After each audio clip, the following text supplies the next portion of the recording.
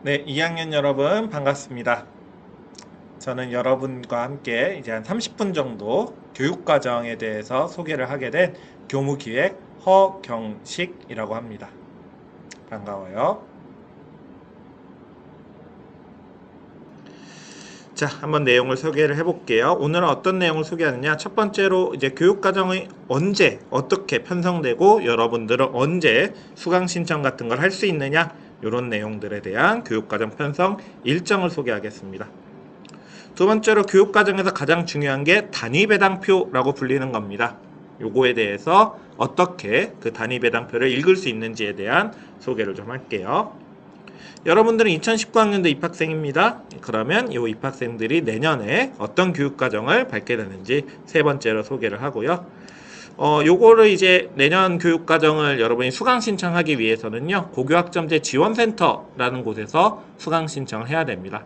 여러분이 작년에 사실은 다 한 번씩 했던 거긴 한데, 여러분 기억이 좀 가물가물할까봐 로그인 방법, 아이디와 비번 기억이 나지 않았을 때 찾는 방법 등을 안내하고요. 마지막으로 다섯 번째, 교육연구정보원이라는 곳에서 어떻게 정보를 얻어서 이 정보를 바탕으로 교육과정을 여러분 신청할 수 있는지에 대한 얘기를 하도록 하겠습니다. 자, 먼저 첫 번째, 올해 2020학년열 교육과정이 어떻게 편성되고 여러분 언제 신청할 수 있느냐 타임테이블을 보여드리도록 하겠습니다. 일단은 제일 왼쪽에 올해 이제 실시되는 일시를 보면 될 것 같아요. 요 까만색 지금 일시가 가장 중요한 것 같고요. 일단은 8월 말에 작년에는 이제 6월 7일에 실시했지만 올해는 코로나 때문에 조금 늦어졌습니다. 8월 말에 여러분이 선택과정 안내라는 행사를 실시하게 됩니다. 이 행사는 작년 같은 경우에는 이제 강당에서 2학년 전 학생이 앉아있고 또 원하시는 학부모님들이 이제 그 뒤에 앉아서 다 같이 설명을 듣는 행사로 진행을 했는데요. 올해는 코로나로 인해서 어떤 방식으로 행사가 진행될지는 조금 더 나중에 알려드리겠습니다. 일단 8월 말에 선택과정 안내를 통해서 여러분이 선택과정에 대해 자세한 설명을 들을 수 있다. 선생님, 그럼 오늘도 선택과정에 대한 설명을 듣는데 8월 말에 듣는 선택과정 안내에서의 설명은 무엇이 다른가요? 라는 질문이 있을 수 있을 것 같습니다. 무엇이 다르냐면요, 지금은 제가 선택과정이 뭐뭐뭐 있는데 이런 과목들 중에 몇 개를 선택한다 까지만 간략하게 알려드릴 거고요. 요때 8월 말에 실시되는 선택과정 안내에서는 각 교과를 대표하시는 기획선생님들이란 분이 계세요. 그 각 교과 기획선생님들이 참여하셔서 여러분들께 그 과목에 대해서 조금 더 자세한 설명도 해주실 것 같습니다. 그 설명을 듣고 여러분이 이제 어떤 과정을 선택하면 되겠다에 대한 결심을 굳히면 먼저 1차 조사가 9월 초에 있습니다. 1차 조사는 여러분들의 어떤 희망이나 기호를 알아보는 시간에 가장 가까울 것 같습니다. 1차 조사 한 걸로 확정이 되느냐? 결코 그렇지 않고요. 여러분이 이 과목에 대해서 좀 더 많이 선호하는구나, 이 과목의 신청자가 좀 더 많구나 등등을 학교에서 일단 알아보게 되는 조사가 1차 조사인 것 같습니다. 하지만 10월에 실시하게 되는 2차 조사는 다릅니다. 이 2차 조사가 최종 조사입니다. 다시 한번 얘기하겠습니다. 2차 조사가 최종 조사가 됩니다. 여러분들 최종 수강 신청이라고 생각할 수도 있을 것 같습니다. 자, 왜 그러느냐? 2차 조사 이후에 변경할 수 있는 방법이 없느냐? 아니요, 변경할 수 있는 방법은 있습니다. 12월에 변경 신청을 받긴 할 거예요. 하지만 이 변경 신청 12월에 모든 과목을 2차 조사 했던 거에서 변경할 수 있냐? 아닙니다. 1차 조사와 2차 조사 사이에는 얼마든지 변경이 가능합니다. 여러분 1차 조사에서 답변한 내용과 전혀 다르게 2차 조사에서 앞으로의 수강 신청에 대한 답변을 해도 무방합니다. 하지만 이 2차 조사가 왜 중요하냐? 10월에 있는 2차 조사의 결과로요, 수업반의 수를 확정하게 됩니다. 그럼 수업반이라는 게 무엇이냐에 대한 설명을 선생님이 간단하게 진행할게요. 예를 들어서 2차 조사에서 A라는 과목에 100명이 수강 신청을 넣었다고 합시다. 그럼 100명이면 학교에서는 약 33명 정도가 한 개 수업반이 되도록 3개 정도의 수업반의 수를 이 A 과목에 배정하면 되겠다라는 생각을 할 수 있을 것 같습니다. 그러면 2차 조사에서 3개라는 A 과목 수업반이 나왔으면 이 3개라는 A 과목 수업반의 수는 앞으로 절대 변하지 않습니다. 최종 변경 신청 때 선생님 저 A 과목을 듣고 싶어요. 다른 과목 신청했지만 A 과목으로 바꿀래요. 라는 학생들이 있다면 선생님은 어떻게 그 추가 신청 인원, 변경 신청 인원을 받아들이게 되느냐. A 과목의 3개 수업반에다가 곱하기 35를 한 105명까지는 자유롭게 변경 신청을 받습니다. 그러니까 한 반에 수업을 듣는 학생의 수가 35명까지는 가능하다라고 여러분이 생각할 수 있을 것 같아요. 그러면 106번째, 107번째 학생들은 어떻게 하느냐? 최종 변경 신청 때 수업반의 수 곱하기 35명을 넘는 학생들에 대한 변경은 2가지 방법이 있긴 합니다. 첫 번째로는요, 대기를 하는 방법이 있습니다. 106번, 107번, 108번 학생에겐 선생님이 대기 번호를 부여할 것입니다. 그럼 이 대기 번호를 받은 학생은 만약에 A 과목에서 다른 과목으로의 이동이 생길 수도 있잖아요. 그럼 A 과목에 그 빈자리가 생겼으니까 106번 학생이 A 과목으로 변경. 한 명 더 나가면 107번 학생이 A 과목으로 변경. 이렇게 대기 번호를 받아서 기다리면서 변경이 통과되기를 말 그대로 대기하는 방법이 있고요. 두 번째, 너무 A 과목을 꼭 듣고 싶다라는 학생이 있을 수도 있을 것 같아요. 그러면 이 최종 변경 신청 때 자기와 A 과목을 맞바꿀 학생을 데려오면 됩니다. 예를 들어 어떤 학생은 A 과목에서 다른 과목으로 나가고 싶어요. 근데 나는 그 과목에서 A 과목으로 들어오려고 하네? 그럼 그런 학생과 같이 내려온다면 두 학생의 수업을 맞바꾸는 거기 때문에 대기번호와 상관없이 변경이 가능합니다. 자, 2가지 방법이 있다고 했습니다. 수업반의 수 곱하기 35명이 넘는 변경 인원에 대해서는 대기번호를 받거나 맞바꿀 학생을 직접 찾아오거나. 이 2개가 언제나 가능하냐? 아니요, 그렇지 않습니다. 작년에도 진행해 봤더니 그 2가지 방법으로는 많은 학생들이 자기가 원했던 변경을 이루지 못했었습니다. 즉, 다시 한번 요약하겠습니다. 9월 초에 있는 1차 조사에는요, 여러분이 조금 가벼운 마음으로 신청을 해도 되지만 10월에 있는 2차 조사 때는요, 여러분이 3학년 때 반드시 나는 이 과목으로 수업을 듣겠다라는 마음가짐으로 2차 수강 신청, 2차 조사에 임하셔야 됩니다. 왜냐? 최종 변경 신청 때는 변경이 가능할 수도 있지만 수업반의 수 곱하기 35명보다 인원이 넘고 대기 인원도 너무 많고 자신과 맞바꿀 인원조차 없을 때라고 한다면 변경이 불가능하기 때문입니다. 최종 변경 신청은 기존 수업반의 수 A 과목 3개 반을 변경하지 않는 범위 내에서만 신청을 받기 때문입니다. 요게 12월에 있습니다. 8월 말 선택과정 안내, 9월 초 1차 조사, 10월 2차 조사, 12월 최종 변경 신청까지 올해 여러분이 이제 3학년 과목을 수강 신청하는 타임테이블이 요 과정으로 돌아간다 라고 생각을 하면 될 것 같습니다. 자, 그러면 타임테이블에 대한 얘기는 다 했고요. 이제 두 번째로 여러분의 실제 교육과정 다리배당표 보면서 선생님이 설명을 좀 하도록 하겠습니다. 요게 이제 여러분들 거예요. 보면 여러분들 입학년도 2019학년도 입학 맞죠? 그쵸? 그 다음에 여기 보면 알겠지만 2020년 7월 22일이라고 적혀 있네요. 7월 22일에 이제 확정이 된 좀 따끈따끈한 녀석이 됩니다. 자, 먼저 여러분이 가장 먼저 봐야 될 건 요거예요. 구분. 학교 지정과 선택 과목으로 나눠져 있죠.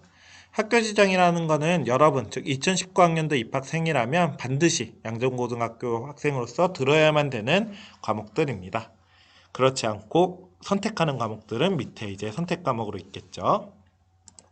두 번째 교과 영역을 한번 볼게요. 교과 영역은 기초와 탐구, 체육예술, 생활교양으로 나누어져 있는데요. 이 중에서 기초 과목, 국어, 수학, 영어, 한국사가 여러분들이 듣는 총 수업의 절반을 넘으면 안 된다라는 규칙이 있어요. 근데 여러분은 크게 신경 안 써도 되는 규칙인 게 여러분이 요 양정고등학교 교육과정을 잘 따라왔다면 당연히 지키게 되는 규정이 됩니다. 교과군은 여러분 익숙한 국어, 수학, 영어, 뭐 사회과학, 체육, 제2외국어 이런 걸로 구성되어 있고 또 과목 유형이 중요하죠. 이 과목 유형을 통해서 여러분의 성적이 어떻게 정산이 되는가 알아볼 수 있습니다. 크게 과목 유형은 일반 과목과 진로 과목으로 나누는데요. 일반 과목은 일단은 여러분들이 9등급제 상대평가라고 생각하면 될 것 같습니다. 상위 4%가 1등급이 돼서 1, 2, 3, 4, 5, 6, 7, 8, 9등급까지 나오는 상대평가가 일반 과목. 진로 과목은 절대평가 과목이라고 생각해도 됩니다. A, B, C 3개 등급이 나오고요. 중간고사, 기말고사, 수행평가를 전부 합산해서 평균 80점이 넘으면 무조건 A, 60에서 80점 사이면 B, 60점이 안 되면 C가 나오는 절대평가 과목이 진로 과목이다 라고 생각하면 될 것 같아요. 자, 단위수가 여기 이렇게 적혀 있는데 이 단위수는 무엇을 의미하느냐? 여러분이 일주일에 수업을 몇 시간 듣느냐로 생각하면 편합니다. 예를 들어서 문학이 현재 2학년 1학기에 4단위가 잡혀 있죠? 이 말은 2학년 1학기에 일주일에 4시간 문학 수업을 듣는다. 여러분 실제로 지금 일주일에 4시간씩 문학 수업 들었잖아요. 자, 그러면 이제 1, 2학년 거는 크게 설명 안 해도 될 것 같아요. 여러분이 이미 다 선택을 해서 끝내서 현재 수업을 하고 있는 과목들이 1, 2학년 과목들이니까 여러분이 앞으로 선택을 해야 하는 3학년 과목들을 기준으로 설명을 좀 해보도록 하겠습니다. 자, 3학년 보면 먼저 국어에 진로로서 심화국어가 이렇게 1학기 3단위, 2학기 3단위 배정이 되어 있네요. 이거는 선택 없이 모든 학생들이 다 3학년 1학기에 일주일에 3시간, 3학년 2학기에도 일주일에 3시간 심화국어 수업을 듣는다라고 이해하면 되겠죠. 심화국어 수업은 또 진로 과목이네요. 따라서 A, B, C 절대평가 평균 80점이 넘으면 무조건 A, 60에서 80, B, 60점 미만 C라고 이해하면 될 것 같습니다. 자, 그 다음 수학인데요. 수학 과목은 학교 지정이 없네요. 3학년 수학은 모두 다 선택 과목입니다.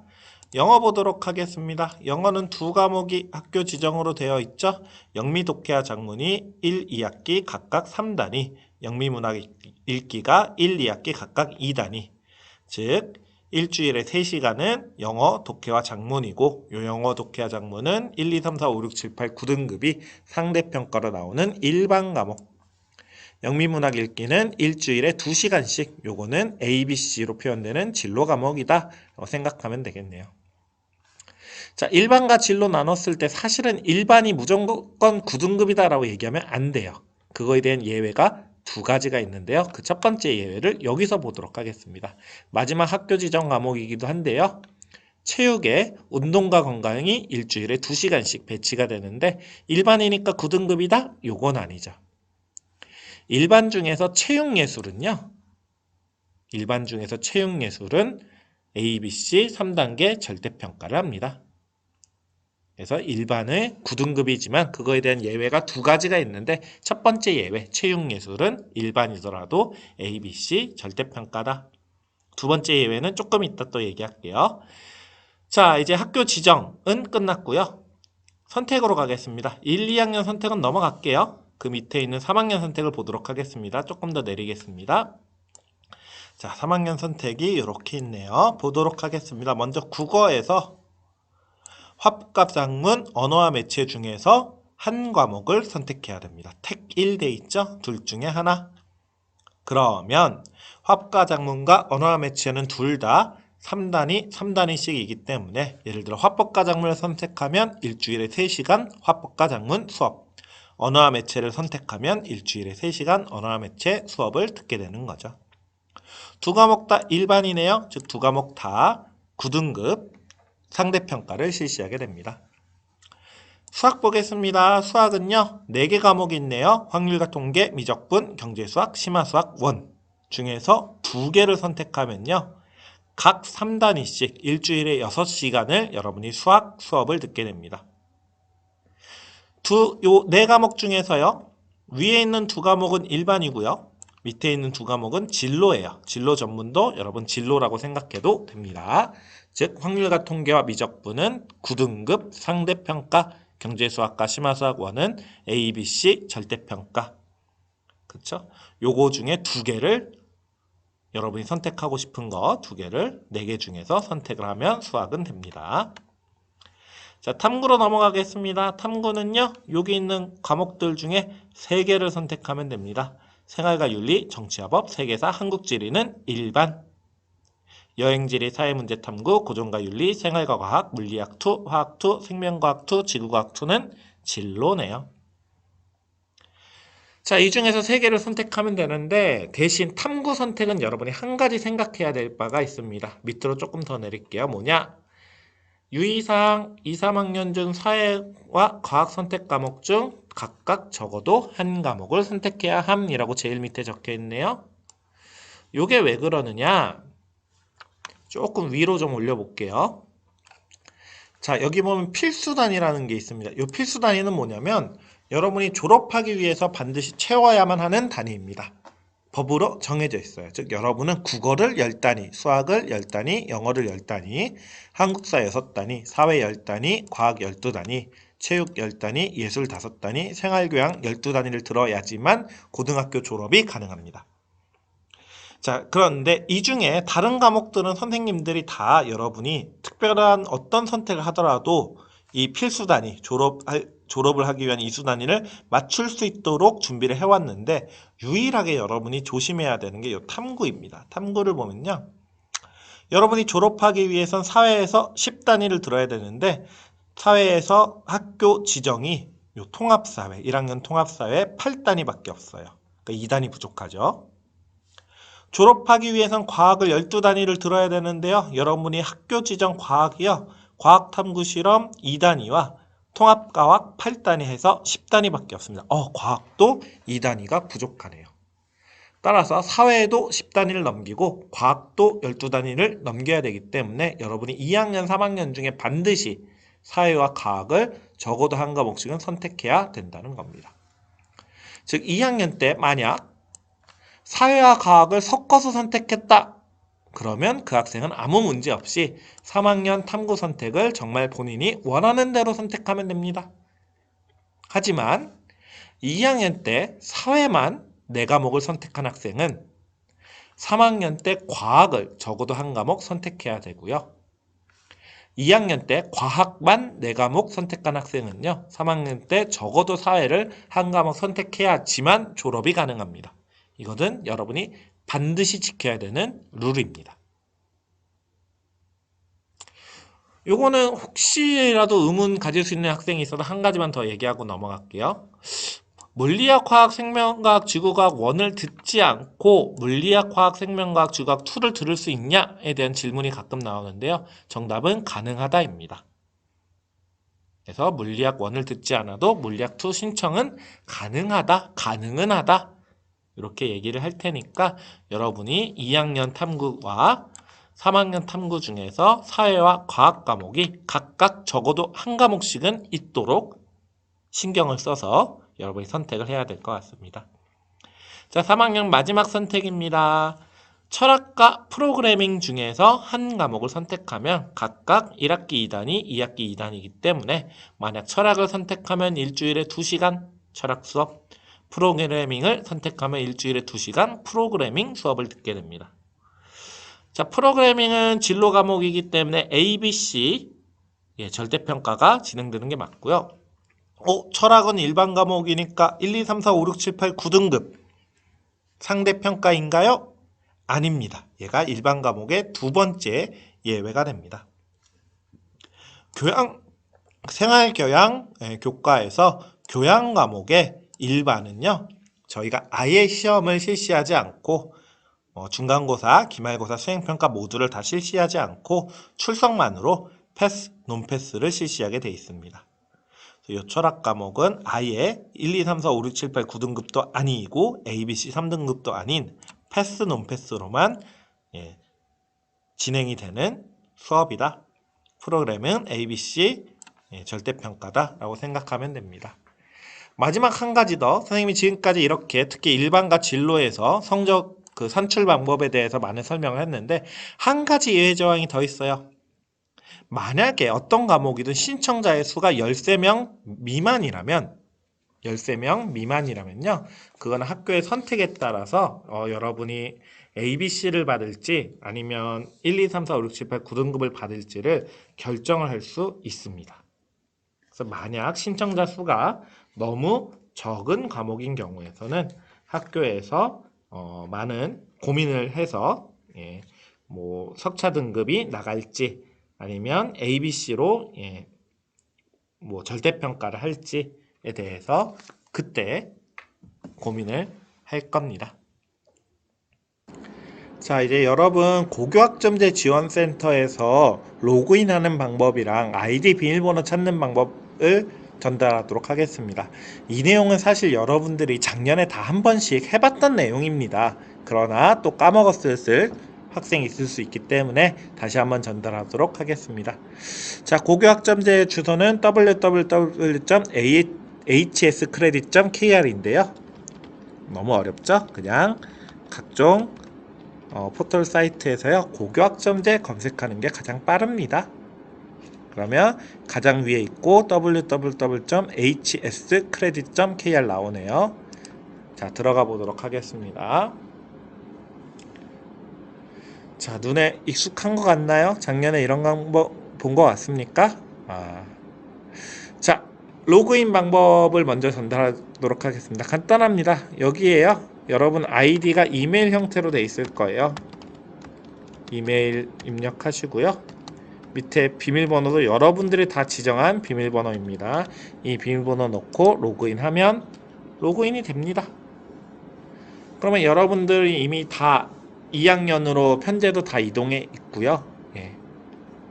이 로그인이 안 되는 학생은 사실은 없어야 돼요. 여러분들이 작년에 다 이미 회원가입을 했고요.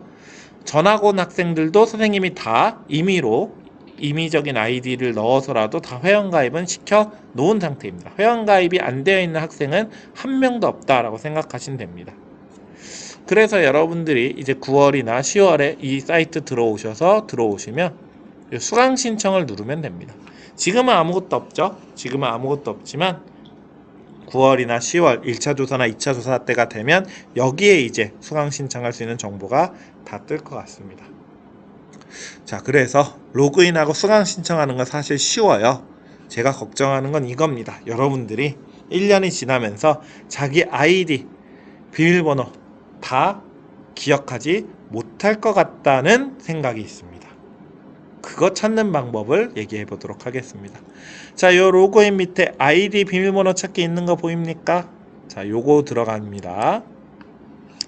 자, 요거 들어가서요. 아이디부터 찾아야겠죠. 선생님이 홍길동이라고 임의로 넣어놓은 사람의 아이디가 하나 있어요. 그 사람의 한번 찾아보도록 하겠습니다. 그러니까 여러분이 회원 가입했을 때 일단 이름과 생년월일 정확하게 썼다면 반드시 아이디가 찾아져야만 합니다. 이렇게 아이디가 안 찾아지는 사람은 이름과 생년월일을 이상하게 넣은 사람입니다. 그렇죠? 지금 시간이 조금 걸리긴 하지만 찾아질 겁니다. 찾아졌죠? 그렇죠? 이렇게 여러분의 이메일 주소가 기본적으로 아이디일 겁니다. 자, 비밀번호 찾기 들어가 보도록 하겠습니다. 여기에 다시 아이디 하나 넣고 생년월일 넣으시고요. 휴대폰 번호를 넣습니다. 이거는 가명 아이디라서 휴대폰 번호도 1111에 1111인데요. 여기 실제로는 아마 여러분 아이디와 찾은 거, 아이디 왼쪽에서 찾은 거, 실제 생년월일, 실제 휴대전화 번호가 들어가 있어야 됩니다. 근데 요게 이제 1년간 지나면서 휴대폰 번호를 바꾸거나 뭐 이런 사람들 같은 경우 혹시 못 찾을 수도 있어요. 하지만 기본적으로는 찾을 수 있어야 되고요. 실제로는 옛날 비밀번호를 찾는 게 아니라 비밀번호 변경입니다. 새로운 비밀번호를 입력할 수 있게 돼요. 여기 마찬가지로 새로운 비밀번호를 넣으면 아까처럼 로그인이 되게 되는 겁니다. 자, 두 가지 주의사항 얘기하겠습니다. 첫 번째, 여러분들의 담임 선생님은요, 아이디 비밀번호 전혀 모르세요. 담임 선생님께 이거 물어보지 않습니다. 전혀 모르십니다. 두 번째, 업무 담당자인 교무기획 저 얘기하는 겁니다. 허경식 선생님은 알고는 있습니다. 하지만 여러분들이 다 찾아와서 저한테 물어보면 선생님의 업무가 너무 많아지지 않겠습니까? 그래서 지금 제가 보여준 방법으로 아이디와 비밀번호를 가능하면 아이디 찾고 비밀번호 변경을 하고요. 요 과정이 했는데도 안 되는 사람만 1층 큰 교무실에 있는 허경식 선생님 찾아와서 물어봐 주시기 바랍니다. 그런 학생들만 제가 비밀번호나 아이디를 확인해 주도록 하겠습니다. 자, 마지막입니다. 이제 여러분께요, 교육연구정보원이라는 거 소개하고요, 여기서 선택과목 안내서 어떻게 다운받아서 활용하는지에 대한 설명하도록 할게요. 역시나 포털 사이트에요, 서울시 교육연구정보원이라고 검색을 해보겠습니다. 서울시 교육연구정보원 검색을 하면요, 역시나 이렇게 가장 먼저 위에 사이트가 하나 뜨네요. 자, 여기 들어가면요, 요 사이트에서 여러분들이 다른 정보, 뭐 선택과정 제외하고서라도 뭐 학교 평가라든지 사이버 교육에 대한 자세한 정보들을 얻을 수 있는데, 우리는 그 중에서 보통은 교육과정에 관련된 정보를 가장 중요시하게 생각하는 것 같습니다. 자, 여기 교육과정 밑에 공지사항 있고, 공지사항 옆에 최신 자료 있죠? 최신 자료 한번 눌러볼까요? 최신 자료 누르면요, 지금은 이제 밑에서 두 번째인데 순서가 나중에 바뀔 수도 있겠죠. 어쨌든 2015 개정교육과정 선택과목 안내서라는 파일이 있습니다. 누르면요, 파일이 지금 살짝 깨졌지만 두 개 파일이에요. 엑셀, SM 파일과 PDF 파일이 있습니다. 둘 다 한번 다운 받아 보십시오. 선생님은 이미 다운 받았으니까 바로 한번 볼게요. 이 PDF 파일이 지금 왼쪽에 보이는 요거입니다. 2015 개정교육과정 선택과목 안내서. 기본적으로 가장 여러분이 볼 수 있는 내용은요, 이렇게 개정교육과정이 어떻게 되고 과목 선택 어떻게 하느냐에 대한 내용도 있고, 인문계열, 사회계열, 자연계열로 진학하기 위해서 어떠한 과목들을 선택하는 게 좋은가, 이런 내용도 있는데요. 아마 여러분들이 가장 중점적으로 보는 내용도 이렇게 각 교과에 대한 선택할 수 있지 그 선택을 알아볼 수 있지 않나, 여기가 중요한 것 같습니다. 예를 들어 31페이지로 바로 이동해 볼까요? 자, 보통 교과가 일반 교과, 진로 교과 나오는데 그거에 대한 설명이 있습니다. 예를 들어서 국어 교과는 일반 선택이 이렇게, 진로 선택이 이렇게 세 가지 있다. 그럼 그 중에 화법과작문, 여러분 선택하는 과목 중에 하나였죠. 화법과작문은 어떻게 되어 있느냐? 영역도 있고 핵심 개념도 있고 내용 요소가 이렇게 있다. 중요한 거 있네요. 성취도도 있지만 등급이 산출된다. 여기서 등급 산출이라는 거는 9등급제 상대평가라고 생각하면 됩니다. 관련 직업, 관련 학과, 더 알아두기 등등이 있습니다.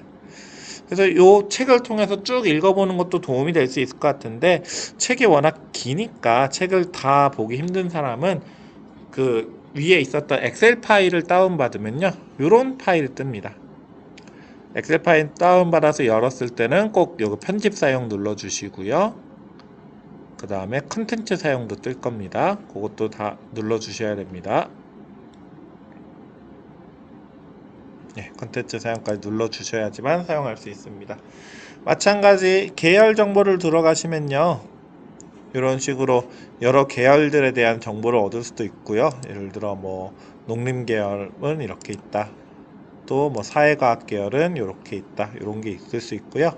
학과 정보도 중요하고 전문 교과 정보도 중요하겠지만, 여기서도 여러분 가장 많이 쓰는 거는 일반 교과 정보와 전문 교과 정보가 되지 않겠느냐. 예를 들어 일반 교과에서 수학을 들어가면 여러 가지 지금 있고요. 내가 뭐 경제 수학에 대해서 알고 싶다 확인을 누르면, 자, 경제 수학은 진로 선택 과목이고 수능 출제 과목이 아니며 성취도 3단계로 등급 9등급이 산출되지 않는다. 과목 특성, 뭐 선생님의 한마디 등등을 확인할 수 있습니다.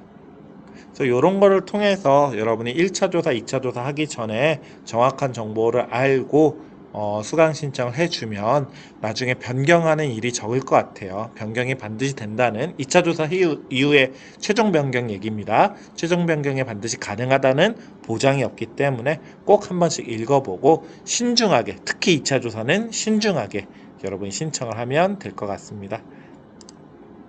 여기까지 허경식이었고요. 예. 강의를 마치도록 하겠습니다. 감사합니다.